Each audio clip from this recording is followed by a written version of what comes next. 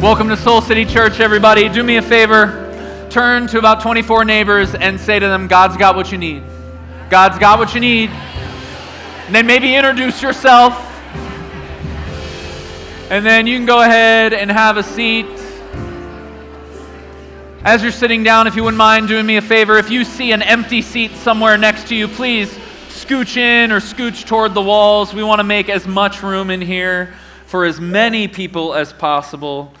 It's so good to be with you all. Again, good morning, Soul City Church. If we haven't met yet, hi there. My name is John. I have the privilege of being one of the pastors here. And I want to actually start, before I get into today's message, I want to start, forgive me, with, it's a bit of a hard left turn, but I want to start by talking about something it's actually pretty serious. And in fact, I need to ask you all to pray for me, if you would, because my happiness and my sanity and my very faith at times feels like it's hanging in the balance. Because like many of you, I have to commute to work every day on I-90. It's very serious, thank you. No, but for those of you who live in the Chicagoland area, you know that our beloved Interstate 90 is currently undergoing spiritual warfare. We're in the middle of a multiple-year construction project that is causing the longest delays that at least I have ever seen in my nearly 2 decades of driving in this city. In fact, just the other day, I was leaving the church. I was leaving Soul City. I was heading home, and I was in the turn lane to turn onto the ramp to get onto 90 at Madison Street. I was just in the turn lane, and I look over at the ramp, and nothing is moving. It's like frozen statues. It's a parking lot out there. And after sitting in that turn lane for, I kid you not, 10 minutes without moving, I really started to contemplate some things. I really started to think, maybe I should just go back to Soul City. Like, maybe I should live at the church now. Maybe I should just abandon my car right here and walk home. It felt like I needed to convince myself to stay in the car and keep driving because it just felt like I wasn't getting anywhere. You ever have a situation in your life where you're trying to go somewhere, but it feels like you're not getting anywhere? You ever have a situation where you've been pushing really hard, but you feel like you're making no progress? Maybe you've had this before in your health, right? Maybe you've felt this way in your job or in your career. Maybe your finances have felt this way in certain seasons. Maybe you had a certain relationship in your life where you invested and invested and invested, and it just didn't feel like it was going anywhere. I'll be honest, for me, this is what the whole first year of therapy felt like, right? It just felt like, Doc, I'm doing a whole lot of talking here, but I'm not seeing a whole lot of changing. Okay, let's just be real. You ever felt this way with God? Yep. Amen. Thank you, Jody, for being honest. Yeah.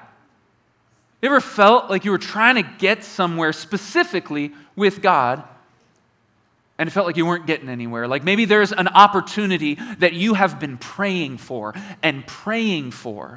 but you feel no closer to it today than you did before you started to pray.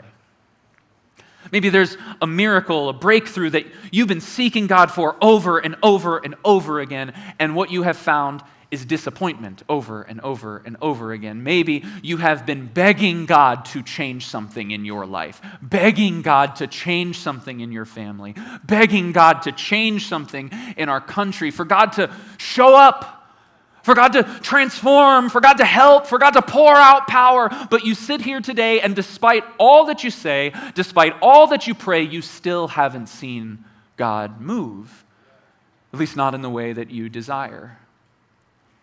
And all of this, at least for me, it brings up a question that I think is really important for us to wrestle with, especially if we want to be people of faith who are in this thing for the long haul. I think eventually we have to confront this question. And the question is this: how do we keep moving when we see no movement? How do you keep driving on 90? How do you keep moving with God when you've been praying but you see no progress? When you've been believing but you haven't gotten the breakthrough? When you've been hoping but you've received no help? How do you keep praying in those situations? Why should you keep believing? How do you hold on to hope? How do we keep moving when we see no movement? My message today is actually really simple, and I have one very simple goal. It is to encourage someone or multiple people in this room who are on the brink of giving up right now. You walked in here and there's a situation in your life, there's a dream that you have, there's a pursuit that you've been on, there's a prayer that you've been praying, and you're on the brink of giving up. I believe that this message might just be for you, and we're going to get into it by looking at a very famous story from the Old Testament. And so I want to invite you to reach under the seat in front of you or onto your armrest. Go ahead and grab one of the Soul City Bibles there and turn it to Joshua chapter 6. Joshua chapter 6 is located on page 172 in your Soul City Bibles. This week, we are beginning a new teaching series that we're calling No Skips. And each week we've asked different members of our teaching team to preach from one of the greatest hits that the Bible has to offer in terms of story. And the story that we're going to look at in Joshua 6 definitely would be on the Bible's greatest hits album.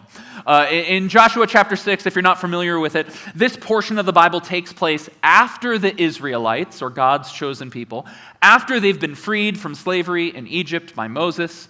This is after they have ventured their way through the wilderness. This is after they have made their way into the land that God promised to give them. But once they find themselves living in this promised land, they begin to experience all of this hostility from their enemies. And so we're going to start reading together in Joshua chapter 6, verse 1. It says this. It says, "Now the gates of Jericho were securely barred because of the Israelites. No one went out and no one came in. Then the Lord said to Joshua, 'See, I have delivered Jericho into your hands, along with its kings and its fighting men.'" What's the next word? "March around the city once with all the armed men. Do this for 6 days. Have 7 priests carry trumpets of ram's horns in front of the ark. On the what day? On the 7th day, march around the city how many times? 7 times, with the priests blowing the trumpets. When you hear them sound a long blast on the trumpets, have the whole army give a loud shout, then the what? Then the wall of the city will collapse, and the army will go up, everyone straight in." Hallelujah. Now, here's something you need to know about this story. When the text says in verse 1 that the walls of Jericho were securely barred, that is the understatement of all time. Because history would tell us that Jericho was an impenetrable city. The wall at Jericho specifically was an impenetrable force to any army that would seek to overtake that city. Before even dealing with the wall, the approaching forces would have to navigate their way across a 27-foot wide, 9-foot deep pit that went around the edge of the city. Then there was the wall itself. Archaeologists would tell us it was about 17 feet high, 5 feet thick, pure mass of solid stone. If the army was lucky enough to get that far without being shot down by archers along the way, then all that they had to do after that was just defeat the world-class Canaanite army that was waiting inside the city walls. This was the challenge for Joshua and his army. An army, by the way, that was not an army at all. What Joshua had was a group of underprivileged ex-slaves who had just spent an entire generation wandering around the desert as refugees. In other words, Joshua and the Israelites had no chance in heaven. They had a chance in heaven. We'll get there. They had no chance of defeating the Canaanites at Jericho. Which is why, rather than inviting them to engage in traditional warfare, God invites them and God calls them to march. Specifically, to march around the city led by priests who are carrying instruments. Jewish scholar Robert Alter points out that God's instructions to the Israelites here look far less like a battle plan and far more like a worship service.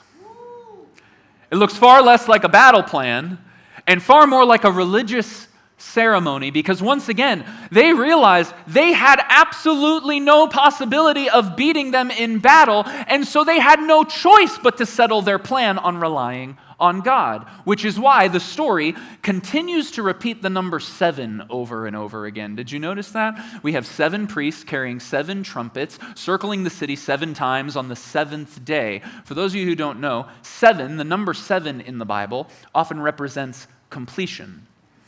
It is a number that points to holiness.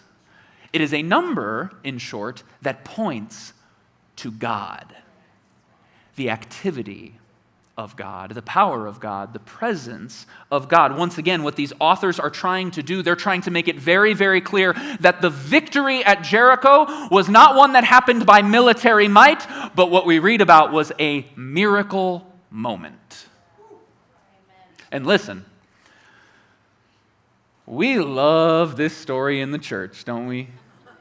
I mean, I didn't grow up like church like some of you did, but even I knew this story growing up.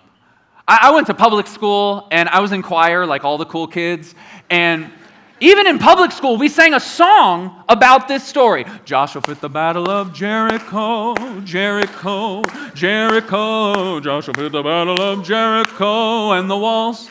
That's right. Preachers like me, they love to preach sermons like, and the walls of Jericho came a-tumbling down, and God gave his people the victory. We love this story. We love this story, y'all. We love it on the 7th day. We don't love it as much on the 4th day. We're not too crazy about it on the 6th day. We love this story when the miracle happens. We don't love this story as much when we've been marching for 6 long days and the wall is still in front of us. You see, the reality is the miracle, while it happened on the 7th day, the truth is for many of us, in our lives right now, we're living on days 1 through 6. The truth is, for many of us in this room right now, we are living in the gap between promise and provision. We're living in that long, empty space, that lonely space between hope and help. And unlike the Israelites at Jericho, God didn't give you an exact timeline for when it was going to happen. And so you might sit there, and you might hear me tell this story about the miracle at Jericho, and you might think to yourself, oh, great, John, that's cute for the Bible.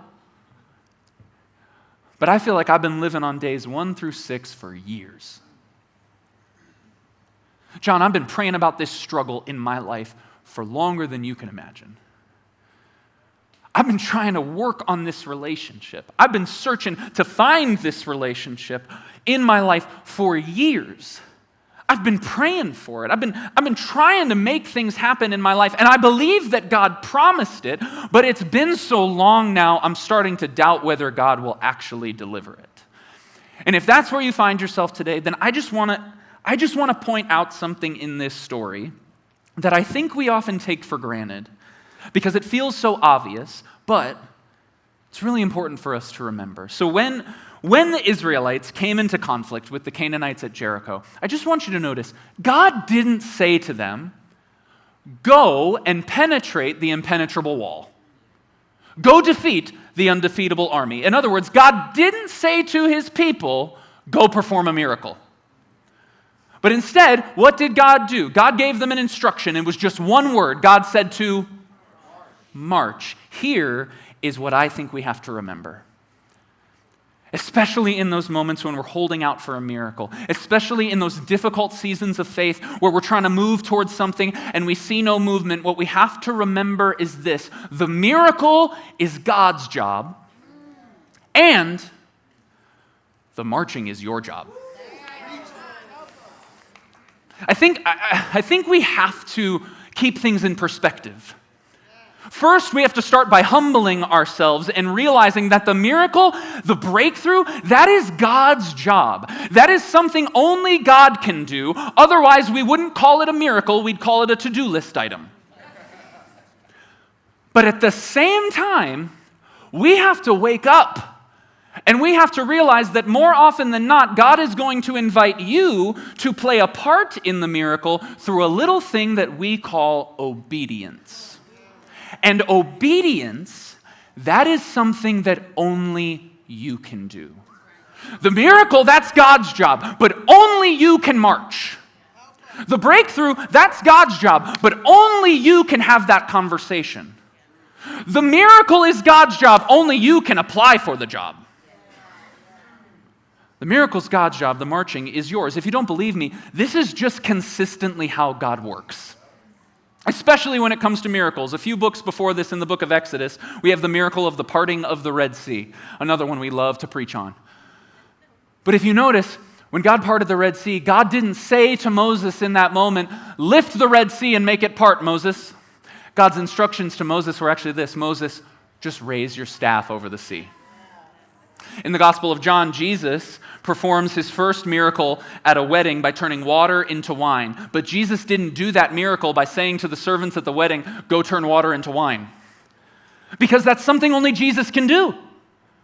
But I'll tell you how he did it.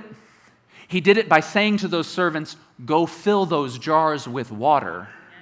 What I'm trying to get you to see is that parting the Red Sea is God's job, but raising the staff is yours. Turning water into wine, that's God's job. But filling the jars, that's your job. The miracle is God's job, but the marching is your job. And so, I came here today, like I said, with a very, very simple message. I may have just wasted the last 15 minutes because I really could say this whole message in 2 words, and I believe it's for someone in this room. Today's message is this: keep marching. Because, here's why. I have to believe there's more than one person in this room for who you've been marching in your life. Meaning you've been praying, you've been pursuing, you've been hoping, you've been asking and seeking and knocking, and you still haven't seen it yet, and you're on the brink of giving up. You're on the brink of stopping your belief. You're starting to doubt that God will do what God said. And here's what I want you to know if you're in that space today. When we were brainstorming this series, I started to ask God a few months ago, God, out of all the stories in the Bible, which one you want me to teach on August 3rd? And listen, I don't hear perfectly from God. I miss it all the time. But I just got a sense that God was leading me to this story. And I just got a sense that God was leading me to this call. And I think maybe, just maybe, that was no mistake. I think maybe, just maybe, it's because God has a message for you today to keep marching. Maybe, just maybe, God has a message for you today. It's not time to give up. It's time to keep doing your job and let me do my job. Let God do the miracle and you commit yourself to the marching. Some of you are not encouraged yet. Say it a different way. Over the last couple of years, I've actually gotten to watch this exact thing play out in my own family. I've gotten to watch the relationship between human obedience and God's miracle-working power happen, specifically through my wife, Erin. Back in 2018, Erin and I were on a road trip, and we spent that entire drive talking about her dream of starting her own business. At that time, she was a wedding planner, but she had a vision of one day opening up her own wedding and event venue. And so we got home from that trip, and Erin immediately started working on this dream. She created a business plan. She started looking at properties all over the city, all over the suburbs. She hired consultants. She eventually quit her job so she could make more time for this. She then looked at more properties. And let me tell you, what she found year after year was no after no after no after dead end after dead end. What you're about to see on the screen is some pictures that I took this week of prayers in my prayer journal. These are prayers that I wrote in 2019, prayer list that I had, we can put it up, in 2020, 2021, 2022, 2023, as she and our family continued to pray and continued to work toward this dream that we felt God had given it to us, but most of the time it felt like there was absolutely no movement happening. But I'm here to tell you that last Saturday, July 26, 2025, Erin hosted her first wedding at her event venue.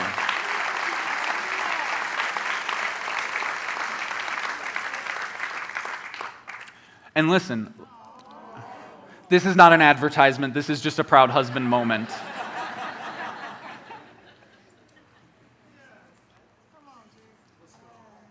I tell you what, I see that picture, I tell that story, I've told it 1,000,000 times this week, and it feels nothing short of a miracle to be able to say that. And it took a whole lot of marching to get there. It took a whole lot of praying to get there. It took a whole lot of searching, a whole lot of working to get there. It took her and our family doing what only they can do, and I'm here to tell you it took God doing what only God can do. And listen, I don't like to make connections where they don't exist. However, Erin and I first talked about this dream back in 2018. And that dream did not come to fruition till 2025. I'm not a math expert, but by my count, that is 7 years.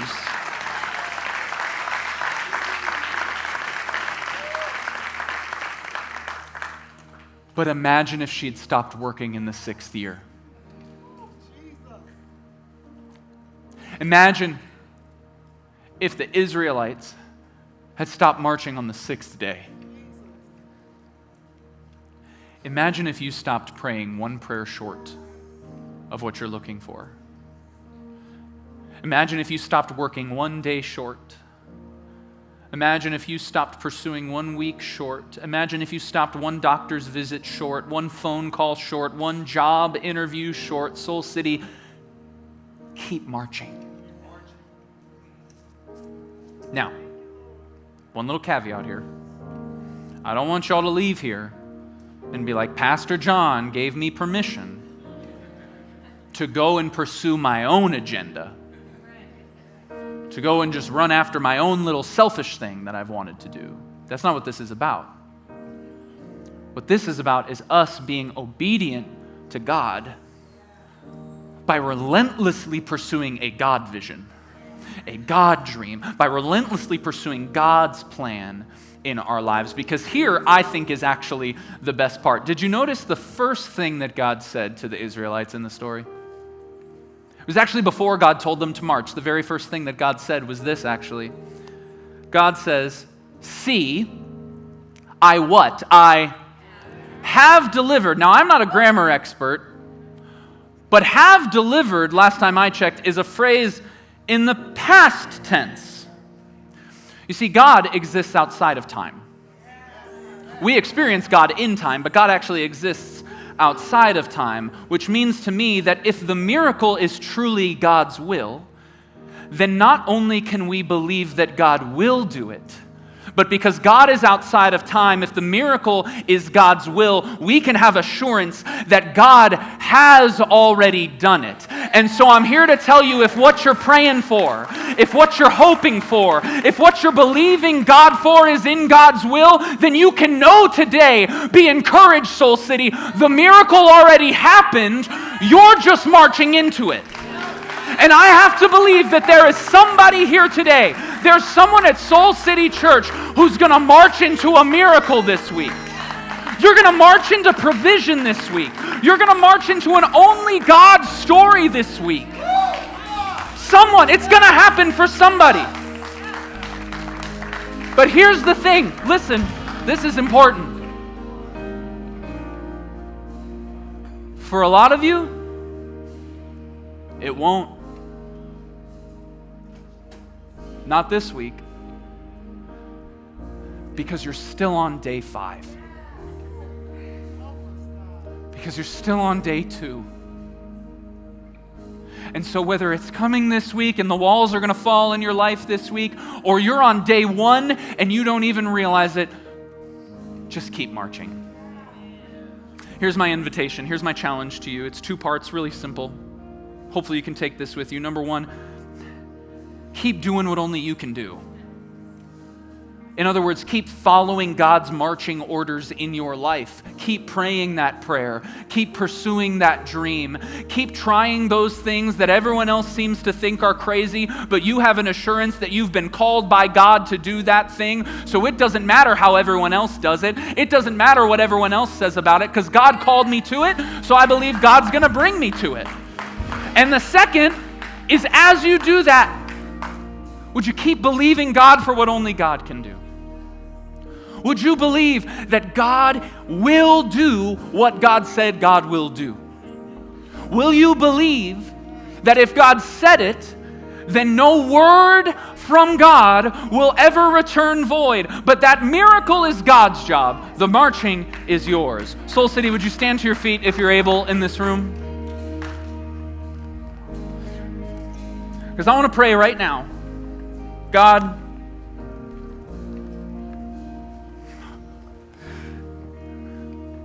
we thank you. We thank you that you are a God who still tears down walls. That you're a God who still beats the unbeatable. That you're a God who still does miracles. And God, I'm praying that we would see those break out in Soul City this week. That there would be only God stories, breakthrough stories, deliverance stories, Jericho type stories breaking out all over our church this week, God. But that it would happen by your power through our obedience. God, would you give us the perseverance? Would you give us the trust? Would you give us the faith to take your marching orders seriously enough to actually put them into action? Help us march. Help us to do what only we can do as we trust you for what only you can do. God, we've heard of your fame. We've heard of your deeds. We've read the stories like Jericho. We want to see you renew them in our day. We want to see you renew them in our time, in our lives, in our families, in our bodies, in our hearts, in our workplaces. God, we've seen you do it before. God, would you do it again? We lift up your name right now in Jesus' name.